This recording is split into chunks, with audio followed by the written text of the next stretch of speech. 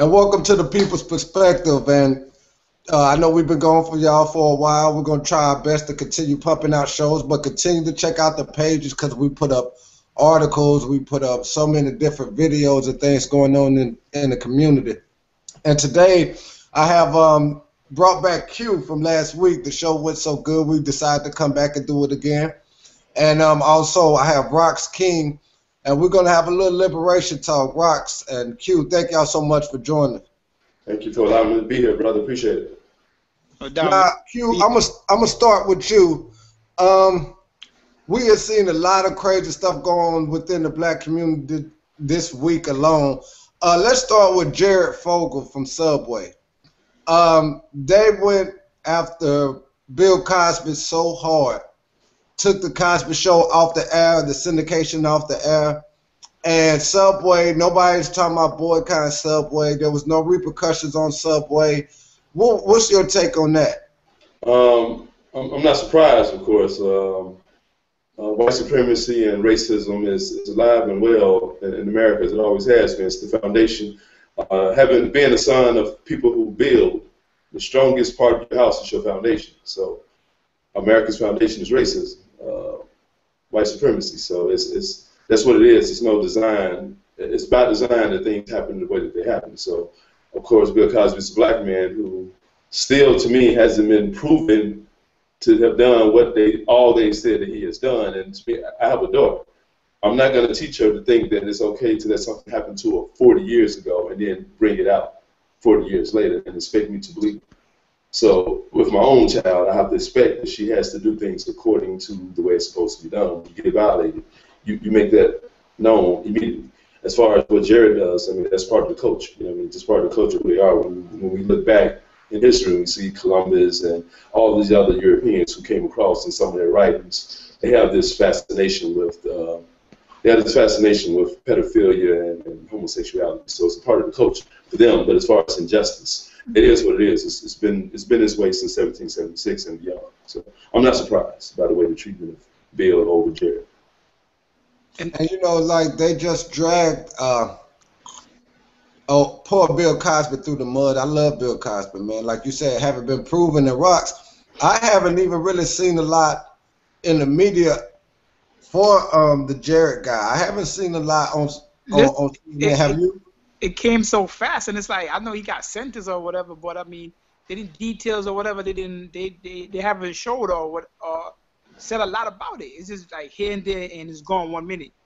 But I mean, you know, we need to boycott Subway, man, because what he's doing, what he did, man, it's crazy. Like Q just said, man, you know, this is what they known to do, you know, and it's like people underestimate, man. Like they like I said, man, this gay thing that just came out, man, pedophilia is right behind it too, man. I keep sleeping on it, but I think that's going to be one of the next big thing that people are going to be having debates about, and that's crazy to even talk about.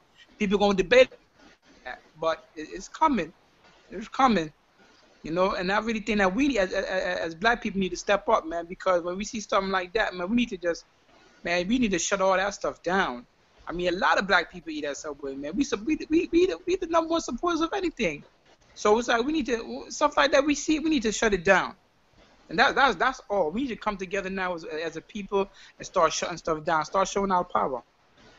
And you know, and even more to take a further note away from just that one story that, you know, they had the shootings in Virginia with the news reporters, and then all of a sudden, I don't know what happened to that. That went away so fast, and then right behind it, they had the guy who was black. I don't have his name on hand, but the one that, as they put it, executed the police officer down in Texas as he was pumping gas, and now they're calling the Black Lives Movement a hate group, and they want to exterminate it. Fox News has went on just a vicious attack on the Black Lives Matter campaign. And Q, this is all, it's just the same old thing, just getting replayed. I'm pretty sure, you know, back in, I wasn't alive during the civil rights era, but, you know, I can imagine, like it played out in Lee Daniels, the butler, when Nixon was talking about the Panthers and how they're dangerous, how you had to get rid of them, and it's just the same thing, the same cycle over and over. Now we're faced with our generation with the Black Lives Matter. What are your thoughts on that, Q? And Rocs, I'll let you follow up on the same question. Again, man, it's an attack on. See, what's happening is what Malcolm say in '65, the case of the chickens come home to roost. Right. America's never happy to see things that she's been doing to us because we've been victimized in this country since we've been here. So now when the victims start screaming out and start victimizing other people, that's when it's a problem. It's never a problem when we're victims. They haven't addressed the 6 black women who were found dead in police custody last month in July. They haven't still talked about that. That's been swept under the rug. We know Sandra Bland, but we don't know these other 5 names of these other black women who have been found dead in police custody in July. So that's not important. But one officer, one person in a uniform, he has more weight than 6 or 7 black people who've been killed in the last month. So we have to look at this and understand it's not really them. The enemy does what the enemy has always done. Us as victims, us as people who have been victimized in this nation since we've been here, have to understand that we shouldn't be asking for justice to come from people who have never given us justice. Justice is not something that you ask for, you demand it. You take it. You know what I mean? You stand up for yours. You know, it's just self-preservation again is the first law of nature. We have to understand that. So we have to stop. To me, in my mind, we have to stop expecting for the oppressor to unoppress you. He's never going to do that. What would be the reason for him to oppress you in the first place if he's going to turn right back around and unoppress you? It would be. It doesn't make any sense for him to do it that way. So I think we should be compelled upon each other to look back, as you stated earlier, with the Panthers and what happened with COINTELPRO and all those things, and we have to look at that and not allow history to repeat itself, because that's what's in the making. That's what's happening. That's what's on its way. So now when they see this Black Lives movement that they were pumping up and blowing up in the midst of Ferguson and all these other things. Now when cops are being killed, now we have to look at them. Now they're looking at them in the same way, almost in the sense that they look at radical groups back in the day who were trying to bring about our change through standing up to the oppressor. And that's not what their intentions are. Their intentions are to bring forth some type of recognition to what's going on here. You know, I mean, they're basically just alerting the people. But now they're going to be victimized by the same people who have been victimizing them in the same place. So we have to look at this and understand that it's not a strategic move that our enemy has always used on us, and we can't allow it to happen this time. We have to look back at the lessons from the past and not allow them to affect our present and our future. Yeah, and you know, like as much as you don't want to put it like that, could be viewed upon as a war. You know, America loves their wars. Now, if it's not a war abroad, the war on drugs, the war on whatever, you know, everything's a war with them. So, you know, we have to be strategic, and you're right, you know, just waiting for the powers that be to make up their mind that they're going to do the right thing. That's going to be a wait in vain. And Rocs, please weigh in on this. Man, my number one thing, man, is as black people, man, we need to come together and support each other. When you have an incident like, you know, he shot the cop for whatever reason, and they going crazy, or he's just, you know what I mean, you know, he killed somebody, right or wrong, you know what I mean? But like you just said, with all these lives that we have just lost within the last 2 years, all these kids getting shot down in the streets for no apparent reason, no explanation, and these guys ain't even these cops ain't even been charged or nothing. They on leave with pay. They home vacation and chilling, you know. So when it comes to stuff like that, man, I just say, my number one thing is, in this day and time, we need to come and stick together. We can stop any of this. We can stop any of this nonsense. The minute we say, listen, it's done. We done. We over. We sticking behind our brothers. We gonna go out here not only on march, or we gonna stand. We gonna fight, man. It's just that time. It's just what it's calling for now. You know what I mean? And it's like you can't go around it. No matter how you try to curve it or no peace, like it's just about that time for us to stick together. And if you have to fight, we have to fight. That's it, because we've done everything we have done. March, we did this for years and years, repeating itself, same thing over and over again. It's like the same thing, and then it has changed. So, but what else can we do? We have to show power. Now, if you come together, it's going to be a problem, and they know that. That's why they're trying to separate us so much, man.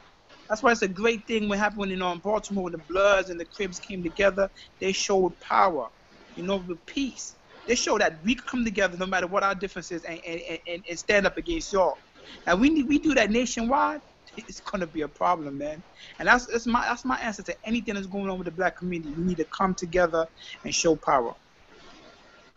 That's true. And I definitely can, and you know, because we all get behind each other on things that really don't matter to a certain extent. But when it's time to really, like, you know, and I think fair is fair, right is right. I mean, like I said, a lot of people rallying behind Michael Vick. A lot of people in Pittsburgh wants him off the team as a quarterback who fought dogs 9 years ago. Was convicted of his crime, did his time, paid his debt to society, and now is, you know, back and trying to make things right, which is the starting quarterback, Roethlisberger, who is a well-known rapist, but never really been convicted of it, but, you know, did the right thing to stay out of the limelight with it, used his white privilege the right way, and you really can't be mad at him about it. But the people of Pittsburgh want Vic out, and I just don't get it. I mean, like, Hugh, what do you think about that? Have you been keeping up with that story? Yeah, I have actually. I have a brother who's a Pittsburgh fan. Actually, we're rivals. I'm a Dallas Cowboy fan. He's a Pittsburgh fan, so we go head to head. But what you just said was a key thing, though.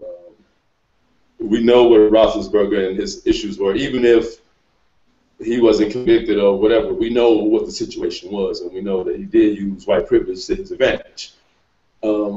Again, what I just said earlier is that we've never had that luxury of being able to use black privilege to our advantage. We're strangers in a new land, you know what I mean? Even though the land ain't really new to us no more, but we're still strangers to them. We've always been treated like strangers. So we should only expect to continue to be treated like strangers. What the brother said earlier, though, I wanted to go back on what he said.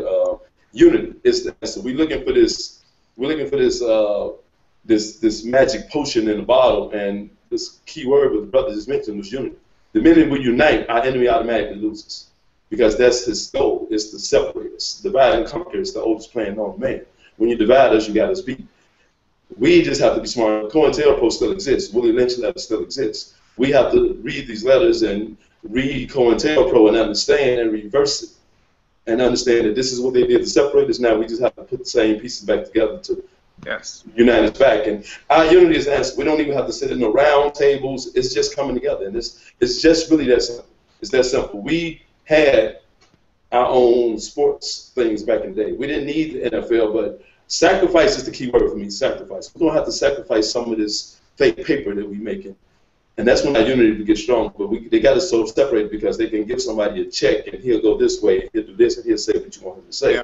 So we're going to have to just really own up and hold people accountable and responsible for what they say and what they're doing. You know what I mean? We can't justify it, you know, because sometimes we're the most sympathetic people. We like to, oh, well, you know, she doing her thing or he doing this thing. No, they're not, because ain't no his thing or it's our thing. And if we're not doing our thing, we speaking of individualism. We're not speaking of collectivism. And anybody who's on that, you know, I have a short circle of friends. I don't really get down with folks who want to justify foolishness. Because it ain't about us. I'm in my 40s. I got a 10-year-old daughter.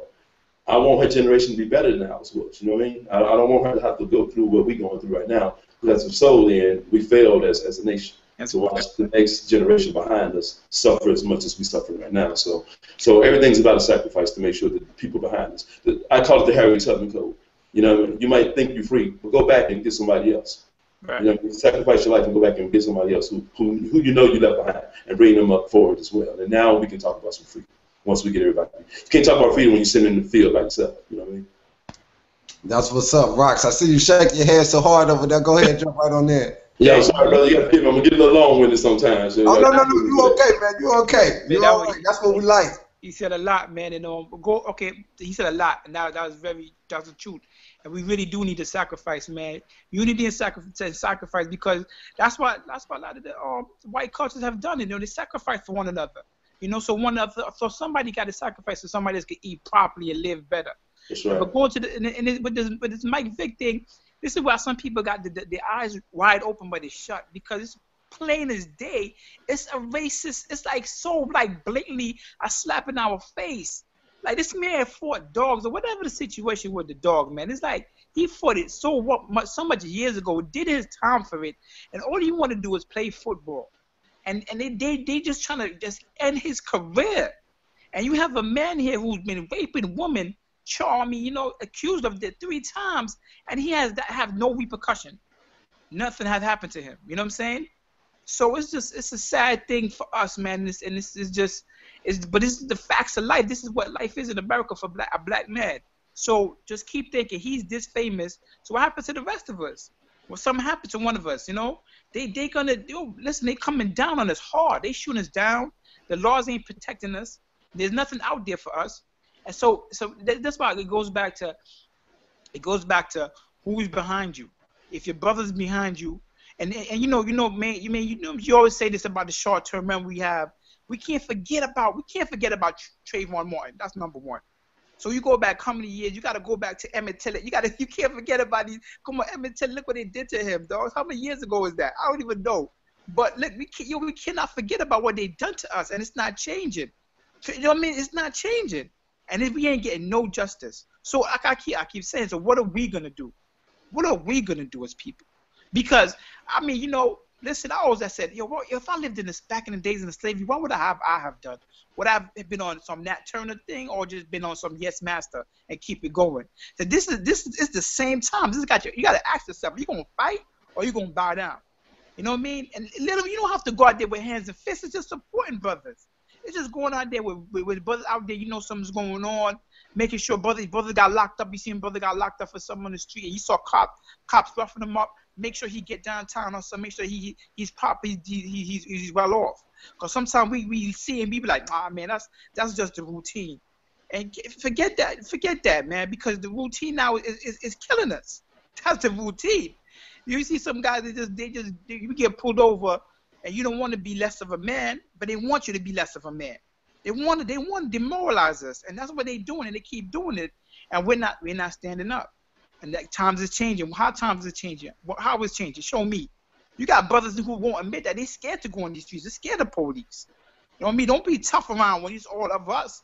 And then when a white man come around, one white man in a uniform, niggas get quiet. You don't want to get locked up. I'm just saying, man. We gotta stand up sometimes, man. And it's just crazy, and you know. But we gotta use this. We gotta use our minds, though, man. We don't gotta wild out. There's gonna be a time when we have to do some wild things, but right now, man, we just got to stick by each other, man. Check on the brother, make sure brother's doing good. You know, anything, his business, support his business. That's what we need. We need to keep the money in our community too, cause these Chinese food stores, these liquor stores, these clothing stores y'all going to, these Arabs, these Chinese, they ain't putting no money back in our community. They ain't the one out here funding no back to school program. You got the dope boys funding the back to school program. You don't see no store saying, we have this free giveaways of such and such and such. Nah, you got the dope boys putting money back into the community, you know what I mean?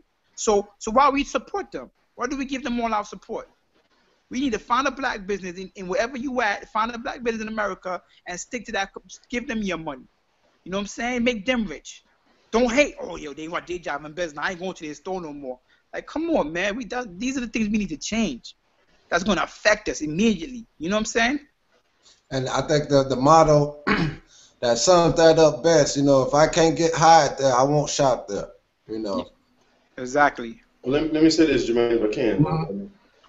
Again, I want to point out always the good points of what we're doing. So, again, it goes back to the show.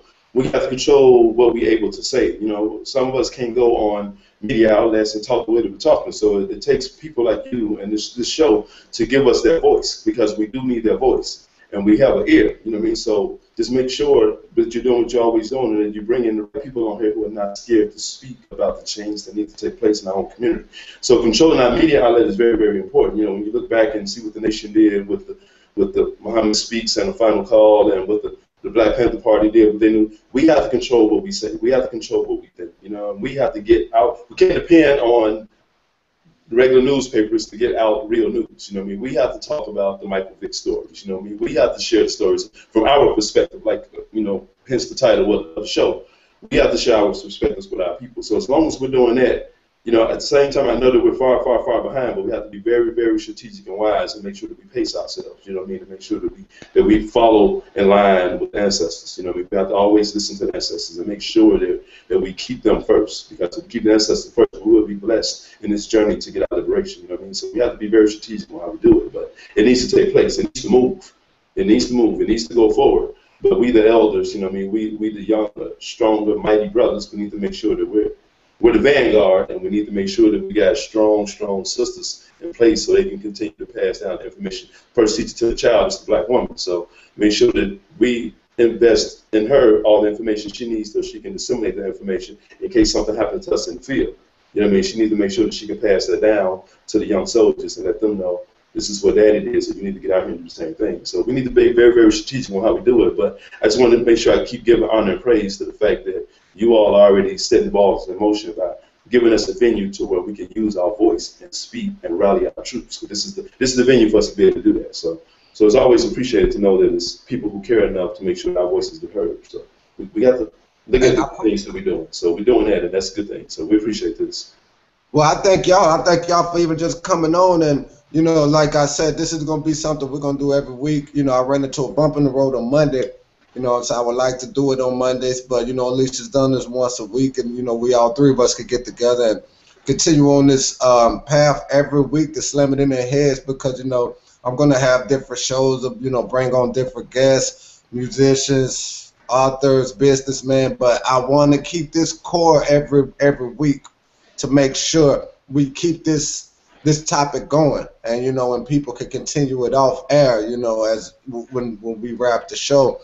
And Q and I and Rocs, I thank y'all for y'all time today. I know Q, you know, I knew this was gonna be a short show because I know we caught you at a time when you get this around your busy time of the day, so we're gonna go ahead and let you go. But I let both of y'all go ahead and get some final words, whatever you want to get out, whatever you want to address. Rocs, I started with you. Man, you know, I just want to say the same thing I've been saying, man. You know, keep drilling in the people's ear is that unity, man. Once we stand together and we stick together, man, that will change a lot and support one another, man. And those are major things. So in black economics, man, we need to grow. And you know, like Q said, man, you know, we have to be strategic because we can't run. That's why I say everything don't need to be a fight, man. You know, we just need to use our minds and go forth and listen to the older people, older brothers who got something to say, that they see something that we might have never. We think we see everything being young, you know what I mean? I know what time it is now. Sometimes you need to really sit back and listen to the old heads and to take the lessons in and try to change from there, man. So it's all about unity and moving forward, man.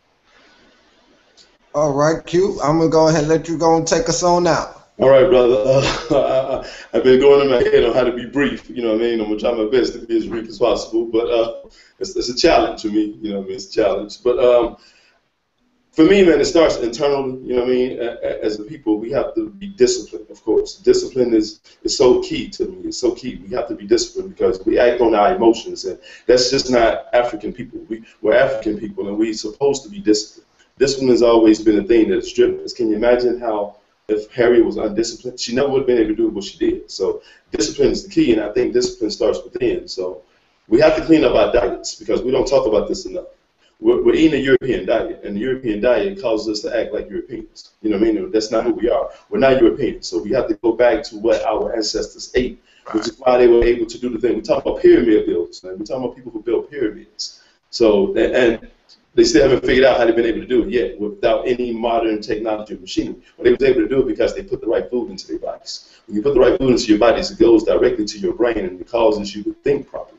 So can you imagine a $2.99 diet with brothers in the hood who get mad at each other, want to shoot and kill? We have to look back and link back and think about where this mentality comes from, where it comes from us changing our diet. But that's what they did. That was a strategic plan of the enemy to take away the food that we were eating and give us king's meat, right? And we all know what the king's meat is. Mm-hmm. So we have to get off of this stuff and go back to the way our ancestors ate. And we can start thinking and acting like our ancestors. Right now, we got Stockholm Syndrome. You know what I mean? And everybody should understand what Stockholm Syndrome is. We love the people who put us in captivity now. We've been around for so long that we want to start mimicking and emulating them. And we have to go back to Africa mentally. As Malcolm said, you don't have to take a physical migration, but we got to take a mental migration back to the motherland and start acting like our brothers and sisters who have been in bondage for many years across the waters and who are still fighting for their freedom. Again, I fight for my freedom with the rock against the tank that takes that. You know what I mean? It just don't really matter. But for me, I guess at the end of the day, let's go back to the discipline. Let's follow the 7 principles of Kwanzaa and use each day. There's only 7 days in a year. If it's more than 7, then somebody needs to give me what number 8 is. I know Monday, Tuesday, Wednesday, Thursday, Friday, Saturday, Sunday. I don't know what the 8th day is. So we need to go back to those 7 principles of Kwanzaa and use each one as a day to do something collective and responsible for our own communities. And it's just that simple. So using some unity and some discipline, I think we can come up out of this. But in the meantime, let's control the media, and I think you're helping us do that, so we appreciate it. All right, man. Hey. I wasn't as brief as I needed to be, I know, but... I know, that was good. And look, man, these are 2 brothers. I love them, love them, man. This is going to be an every week thing. I can't wait till the next time. Hopefully we'll be able to, we can see if we can do this one today. We're going to just see how it goes for like once a week, and we're going to start to pick it up, and who knows, y'all might get a spin-off show, and I love that because, you know, I can take that'd be beautiful. That'd be beautiful. Yeah, I want to do a poem next time I come over here. Now I want to do a poem. I want to spit some. One of my pieces. Hey, I'll be more than happy for that to happen. That's one thing we're gonna start the show off with that. Yes, sir. I'm down. Let's do it. All right. Well, that's Rocs. That's Q. Y'all gonna see him next week. I thank him so much. Until next time, man. Y'all keep tuning in. It's the people's perspective. I'm trying to get used to the new name. Take it easy, y'all. All right.